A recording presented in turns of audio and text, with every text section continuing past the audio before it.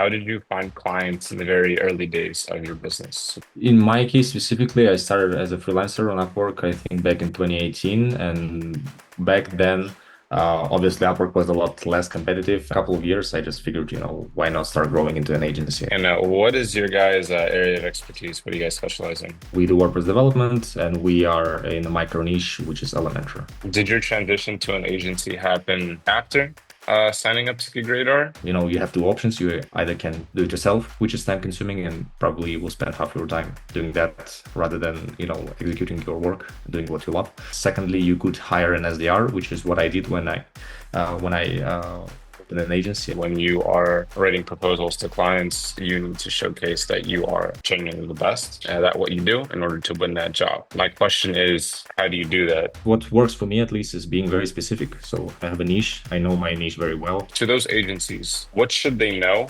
before trying to grow themselves on Upwork? I think Upwork is the easiest way to get clients, in my opinion, because everyone there to hire someone. Of course, if you want to get started, don't hesitate, don't postpone. Why did you ultimately decide to try GigRadar? It's not that we were not getting results. We were getting results. The problem was it was very time consuming for me. Approximately how long did it take you to earn back your investments from GigRadar?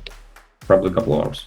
What would you say to users considering signing up for GigRadar? If you're serious about this business, if you want to scale, if you don't want to spend hours per day doing manual job bidding and not executing your services, then automation is the way to go.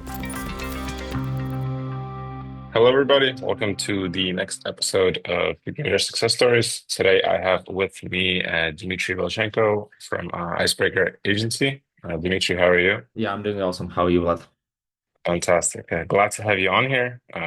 Dimitri has been with us a web client for a couple of years, and we definitely wanted to hear more about his story with GigRadar and on Upwork in general. So I basically prepared a list of a few questions. Just going to run through them real quick, and I think they'll be valuable for our audience.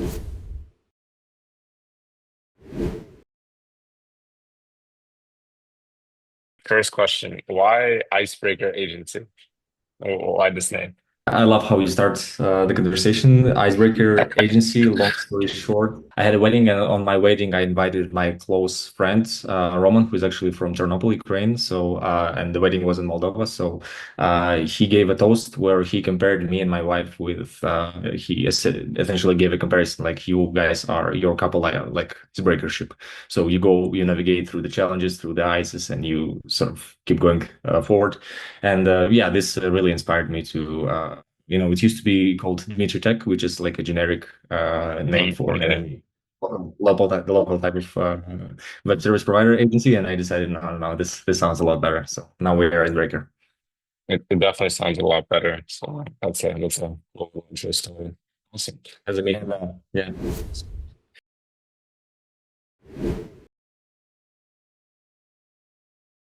And what is your guys' area of expertise? What do you guys specialize in? We are a web design agency that specializes in website development around Elementor. So we do WordPress development, and we are in a micro niche, which is Elementor.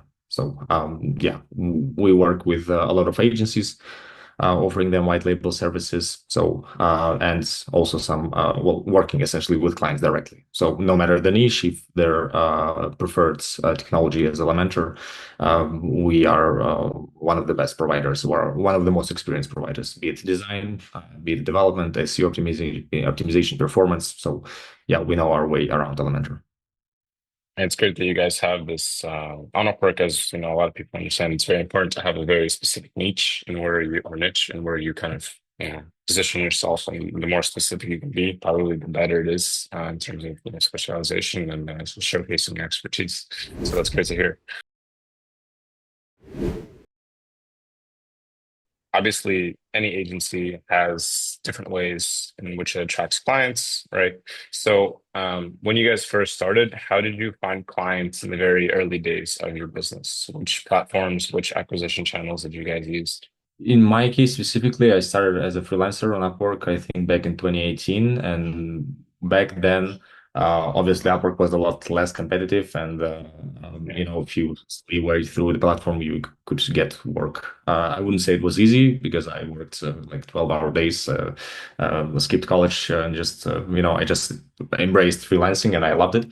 And yeah, in a couple of years, I just figured, why not start growing into an agency? So yeah, it sort of happened organically. And back then, Upwork was the only platform I really used. Like I would get some clients through word of mouth.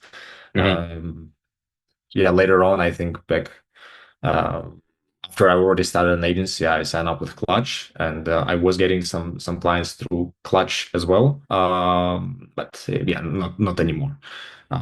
So yeah, right now Upwork is still. Yeah, I know. I mean, it's been nearly 6 years or 7 years since uh, I'm in web design, web development, and Upwork still is the biggest channel for of lead generation for me. So I wouldn't say it's easy. It's getting harder and harder, but with AI and tools like GigRadar, you can outbid everyone who is still doing everything manually.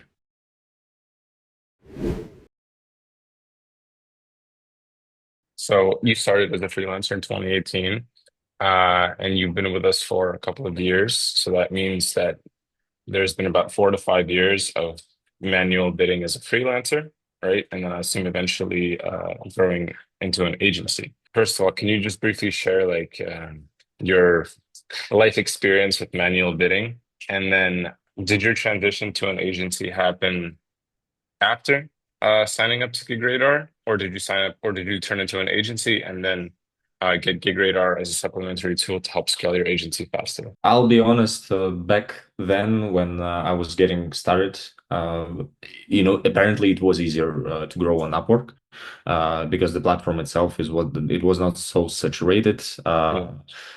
There was a lot more opportunity there. I believe maybe I'm wrong, but this is just my personal feeling based on what I see.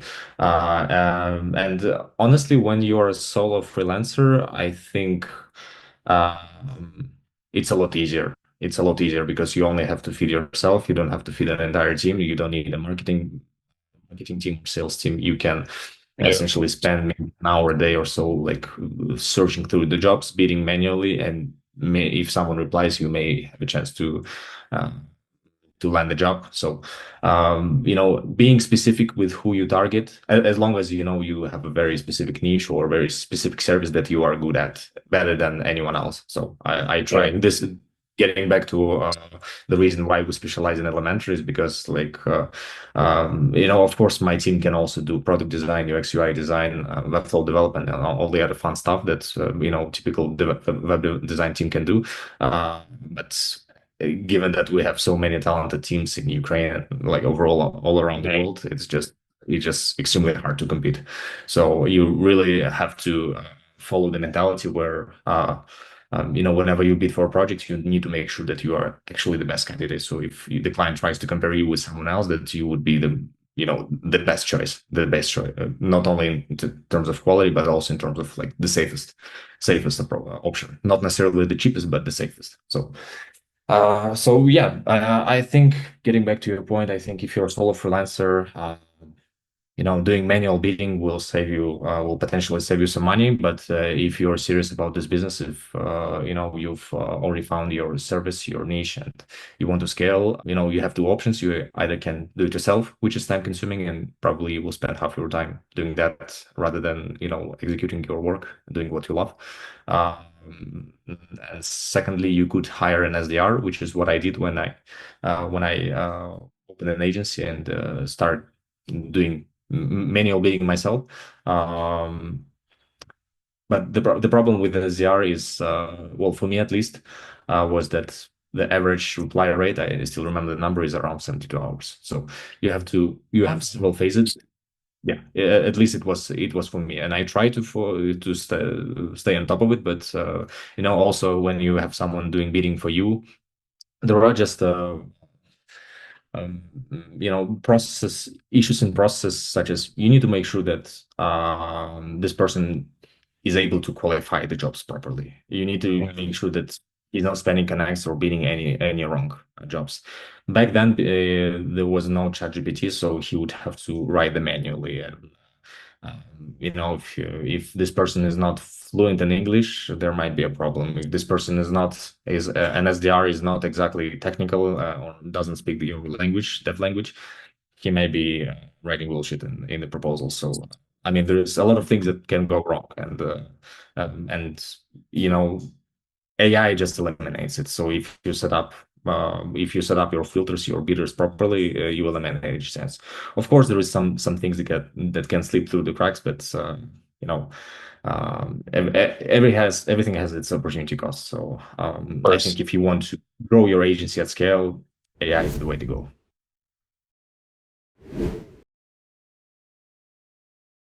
Getting back to your point, I thought it was very interesting that you mentioned, for example, you guys have your specialization in Elementor, and when you are writing proposals to clients, you need to showcase that you are genuinely the best, right, at what you do in order to win that job.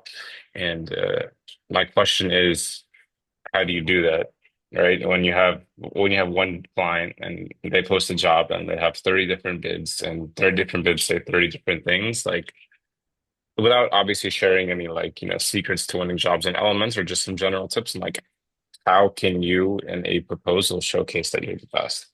Look, I think there is no secret sauce. I think you just have to be very specific about the pain problems that you solve for this client, and your portfolio, your profile, and your proposal have to sort of be a proof and have to scream at client's pain point. And so yeah, I've been A/B testing a lot, and I've been trying to, as I said, beat at different services, different technologies, etc., hoping that uh, if you follow this massive like bombarding emails or bombarding proposals, you would sort of get more proposals. But unfortunately, it backlashes that your cost per reply just skyrockets, and it doesn't make sense. So because everyone like it's an easy route that's probably will not get you anywhere all and only burn your budget. So yeah, what works for me at least is being very specific. So I have a niche. I know my niche very well. I've been building myself for around 5 years before I went into operations and overall admin stuff. And I know my clients' problems. And yeah, whenever I build my prompts, whenever I build my targeting, I make sure that we talk specifically to one client, specifically to the problems this client experiences. I know I can foresee what kind of advantages they would like to see, what kind of qualities they want to see in an agency, and yeah, just whenever they compare you with someone else who perhaps can do 10 different things or multiple technology stacks or could potentially be cheaper or whatever, they just know that okay, I'm sure, I'm confident that this guy knows exactly what he's doing. There are some pain points that you can push on, or just some things that you can say that you could show a higher level, I guess, of expertise and understanding of, potential problems or other things that come along the way. And I guess when you show that like higher level of understanding, it definitely resonates with the client, and I think it increases your chances of winning that job. So it definitely makes sense. Okay. I mean, there is an interesting comparison, I think, in either Alec Hormozy or one of the other sales books. Like when you have some health issues, for example, back pain, do you go to like a generic doctor or you go to a back surgeon or Yeah. um, something like that? So I think exactly the same philosophy can be applied to clients. So if client is looking someone specifically to someone who can do product design for B2B SaaS businesses, then probably if you come to him and in your proposal he would see a bunch of dentist website, like it's not going to work. So Perfect. Yeah. And I think that just comes back to another point, like the importance of really having a set positioning and niching down. Because like even as I was recently, looking for contractors on Upwork, I needed someone to help with our Reddit marketing. And I saw like 10 different proposals. And the guy that I ended up choosing, literally in his title said Reddit marketing expert, whereas everyone else were just like digital marketing experts. And I'm like, okay, clearly this guy knows how to do it a little bit differently to win my contract. So yeah, fair point. I think another you have to another thing important thing is you have to surpass this mental block, this sort of FOMO that oh, I want to do all these kind of services. I want to do paid ads. I want to do SEO, copywriting, etc. Like you have this fear of missing out that you are not gonna Yeah. client may you may miss out on an opportunity. While if you just look up the market share for any specific service, for example, in Elementor, it's over 10 million sites. So, uh, yeah, of course, there's business. That's sure. It's a very good point.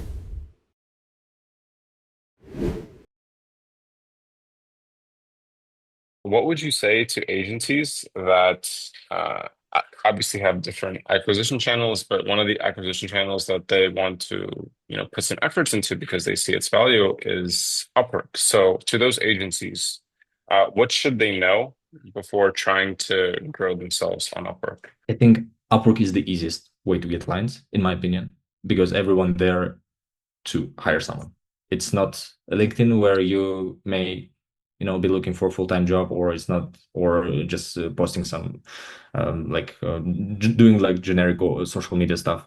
God forbid it's not Instagram, Facebook, where it's not necessary, because I still know people that would post on Facebook looking for a job advice or something like that, or Instagram. So, Yeah. uh, yeah, I think Upwork is actually the easiest platform to find business, because it connects people looking to offer services and people who are very often urgently looking to hire someone. So, you know, uh, of course, if you want to get started, don't hesitate, don't postpone, because I see a lot of videos out there and a lot of posts that, oh, Upwork is that Yeah. 2025 oversaturated, stuff like that. Well, look, don't listen to this. The more freelancers come to the platform, the more clients come to the platform as well, and it's just becoming mainstream platform. So, you have to be there. Just find your sort of product market fit, find your service, find something that you're passionate about, that you can do well, you can execute better than others, and uh, yeah, just go for it. It's not going to be Okay. easy, of course, at first. Maybe for someone it will, but if you don't start, you will not get anywhere. So. I agree. I definitely I agree that Upwork is clearly a high intent platform because people are coming there and they already know what they want and they're looking for someone that's in the moment, right? Whereas with like cold outreach or paid ads, you have to kind of create the intent, right? So this is true. I totally agree here. My only thing is a lot of agencies worry that, when you're trying to get on Upwork and you have a $0 profile, let's say, that like your chances of actually being able to win a job are extremely low just because every time there is a credible job on Upwork, right? It'll receive 30, 50, 75 bids. And like, how are you supposed to stand out from other built up profiles? And how I believe a lot of agencies have this kind of doubt that they'll even just be able to land their first project simply because of the huge amount of competition from built up profiles, right?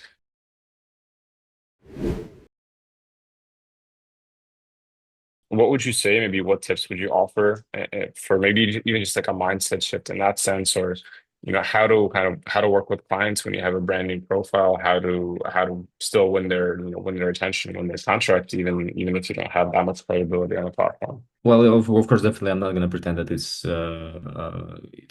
easy. With a brand new profile, you have to stand out really, but there are compromises you can go. You can uh, a good advice that I know works very often is just offer to do something for free. Offer to do a demo, for Yeah. example. If your client is looking to redesign something, of course, you may have your references that you worked at some like reputable organization, or you may have a good portfolio. Upwork, you may not have some jobs on Upwork or specific Upwork experience, but why not offer to do them a free trial? Okay, why not redesign them hero section or a couple of pages? Why not write a couple of demo posts for them if they're looking for copywriter, or just to prove your experience in any way that do something for free, so they can see you the best. And of course, go easy on ChatGPT, because yeah, the experienced job poster, they can spot it very easily, and like honestly, not even open it. Just go skip it. And finally, there are clients that are new to platform as well. They are not familiar with the interface. They're not specifically looking for someone with a lot of earned. Of course, I would Right. never recommend to go after the cheapest client, but if there is an opportunity for you to earn your first couple of $1,000 with a more cheaper client, just to build up your profile, just to earn those couple of like whatever top rated wage rising talent. I don't know, go for it. You know what else you have to lose.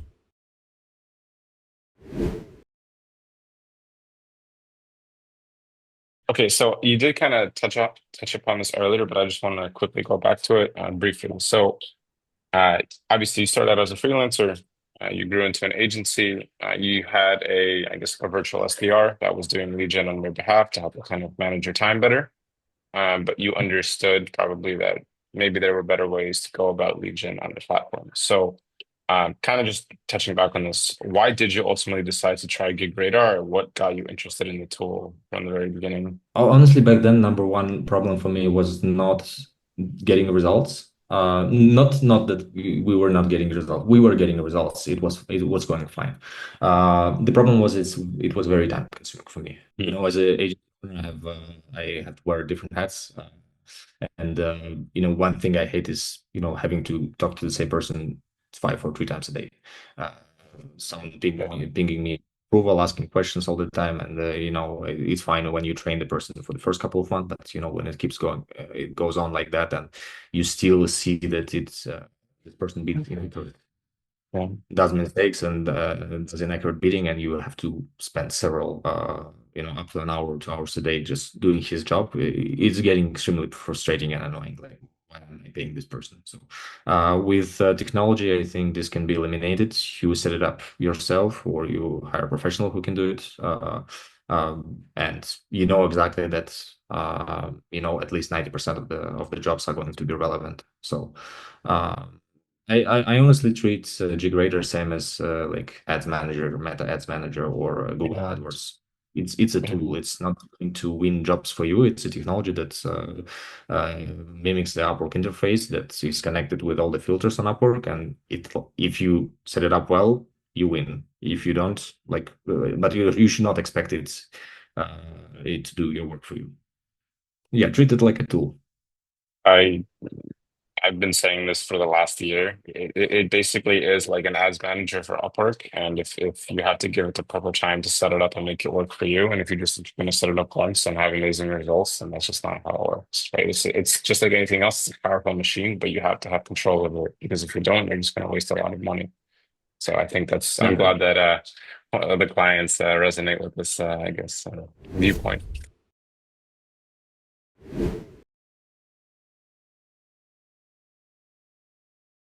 If any, what objections or concerns did you have about actually buying GigRadar? Back then, very my biggest objection was or fear was security. I was not Yeah. sure if not it's against Upwork policies, if it's secure, etc. Uh, Sales reps, uh, Vladimirsky, who pitched me this, and I'm still thankful to this day that he did, because it made me a lot of money. Uh, he assured me that it's completely safe. So I've been using it since May 2023, so it's been nearly 2 years now, and I couldn't be happier. I used to pay my SDR, I think $1,200 per year, not per year, per month, plus some sales commission, and GigRadar Um, for you know uh, yeah, for twice less than that, or I mean, depending on what plans you're at, it's a lot less. You don't have to pay commission. Uh, well, unless you guys plan to, because level up your game. But, as to the products, what you think about that? Yeah, good.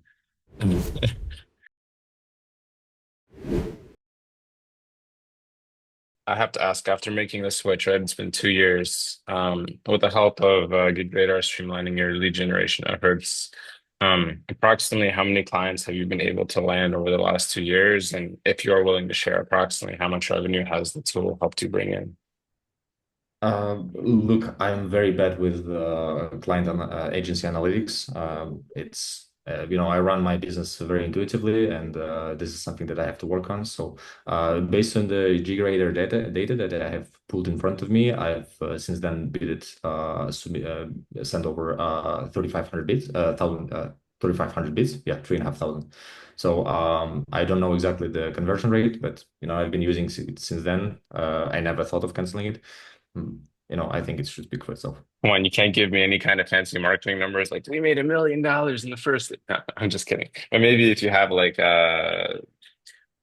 was there ever like now let's say it like this, was there ever a moment or a day or a week where you guys just saw some kind of like incredible result? Like we had a client on Volodymyr Hrusko. He signed up for GigRadar, and on his first day he won two contracts. Like that's crazy. Maybe you had some kind of experience like that where just one day you saw some kind of insane result and you're like, oh my God, this is a great investment.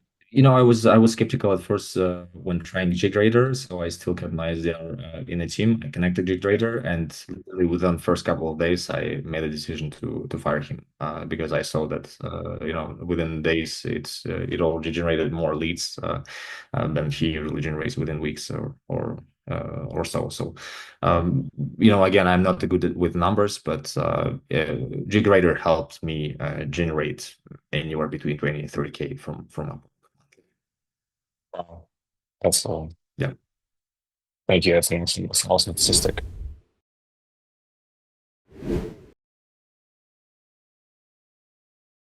I already kind of know the answer to this question, but I just should ask it anyway. Approximately how long did it take you to earn back your investments from GigRadar? Mm, Probably a couple of hours. It's a pretty good investment.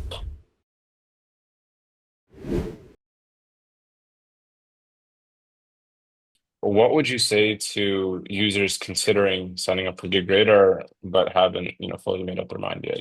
Decide for yourself if you are ready to, if you want to treat yourself as a freelancer or as an agency, and if you have a budget, at least I would say 1,000, maybe five, $1,500 per month, because inevitably you are going to burn through some of it. You will have some learning curve. So I would not say that it's a completely good fit for inexperienced freelancers. Right. Um, Agree. I do believe firmly that for a solo freelancer or for a team of two or three, probably you could be better off just doing manual bidding if you're on a budget. But again, if you're serious about this business, if you want to scale, if you don't want to spend hours per day doing manual job bidding and not executing your services, then automation is the way to go. If you're a freelancer that's serious about turning and transforming yourself into an agency, then I think GigRadar is the tool that will help you kind of streamline that process. And that's kind of what I've been hearing from hundreds of clients that I've been speaking with. So I think that's kind of Yeah. the way to go there. Oh, Also, very, very important, I think, is to A/B test it against your existing sales team. So, Totally. there are a lot of agencies that are very mature. They have processes set up. They're generating good revenue, and they may want to enter Upwork. But considering and entering Upwork, you have to sort of do a bit of a mentality shift, or change your process. So, if you have a sales team, like if it takes you an entire sales team to win projects off the platform or through some other channels, then on Upwork, you may be sufficient. Just having one person who manages GigRadars and replies to your proposal, replies to your clients or prospects, etc. So it's a lot more efficient.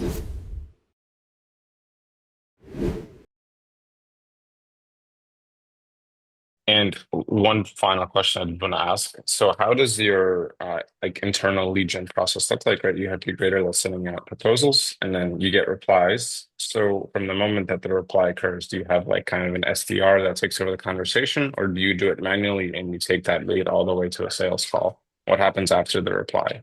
How does it work in your agency? At the moment, I reply manually because I set up all my filters pretty accurately, and I'm still, working for 5 to 6 to 7 hours per day. So I have Upwork opened all the time. Uh, so yeah, I have an automation that adds my SDR automatically to the room, and my SDR is in Asia, while right now I'm in South America. So obviously, if someone replies earlier and she gets Slack notification on Radar. Slack channel when the lead Hmm. applies. You would follow up before me, just to follow up, maybe take qualify the client, see if it's a relevant lead, and maybe ask some follow up questions. But yeah, normally once I go back online, I try to stay on top of all the leads. You're kind of like this, let's call it technically like kind of like you're the sales manager within the structure of your agency. You kind of focus yourself on making sure that you win the project by having the communication with the client, and then once you actually win the project, I assume you start delegating the work to the different people within your agency. Yeah, exactly, exactly. I'm not. I don't participate at all in execution. So once I win the contract, I hand it off to my account manager, project manager, and then she handles the execution, and I no longer participate. So right now, I have figured out how to make that work, that part of the process work. So, but I have not figured out how to automate the sales process.